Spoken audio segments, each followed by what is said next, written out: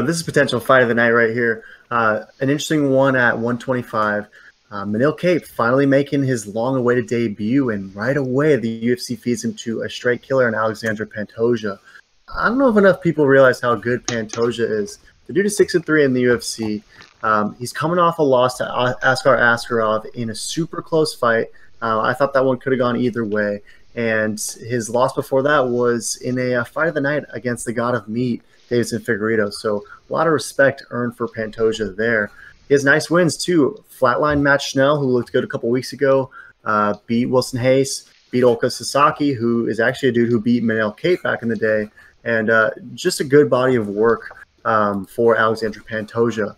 Taking on Starboy, though, who is coming in with probably the most hype I've seen for a flyweight division. I can't think of a more highly touted or anticipated debut than Manel Kape. And the fact that the UFC is giving him a really tough out in Pantoje for his debut shows me that the UFC already really respects the talent and potential of Manel Kape. So it's another straight pick him in this fly meat fight. Who you got?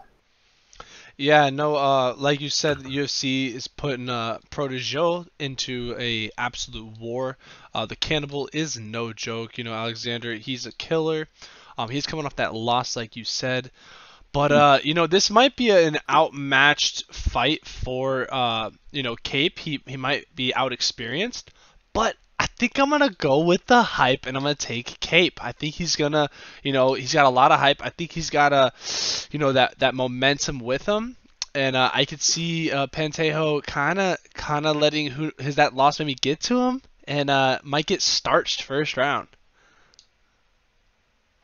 Interesting. So you think that Pantoje is susceptible to be on the wrong end of a Manel meat bomb? Very fascinating, because Manel is coming off 2 straight finishes, both over in Ryzen.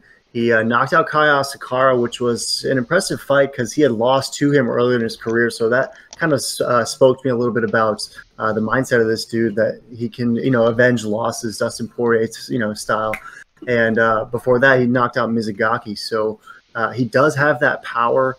And we also can't forget when he retired Ian McCall, also by strike. So I think you could be onto something with the sneaky power of Manel Kape.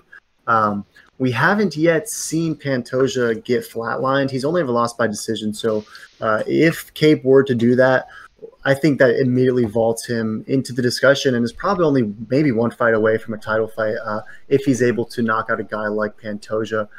You mentioned the experience. I got to disagree with you on this one. I think Pantoje is going to be just way too experienced. I think he's going to have the edge over Manel Kape. He's going to make it ugly, make it gritty. And I like Kape, but I think this is one of those too much too soon fights, because Pantoje is a killer in there. So I'm going with Pantoje. What's Tapology thinking over there? Because as mentioned, it's another straight pick 'em. What's the community saying? Yeah, the community's definitely going with Pantoje, and 40% is going with Kape. But as you said, the odds makers made it even. So either the odds makers are Kazis, or they're giving a nice little meat value to have it pretty close odds for both of these fighters. But yeah, no, I gotta go opposite of the community. I'm going with the underdog again. I've been riding underdogs a lot lately, I feel, but I'm really feeling this one, and I think he's gonna do great and show that he's here and he can hang with the big boys in the UFC. Fair enough. It's going to be a super interesting one. It could be a meaty Manel performance in his debut, but I think he's getting devoured like a meat steak by the cannibal. So I'm going Pantoje. He's going Kape. Thanks for grilling, show, meat boys.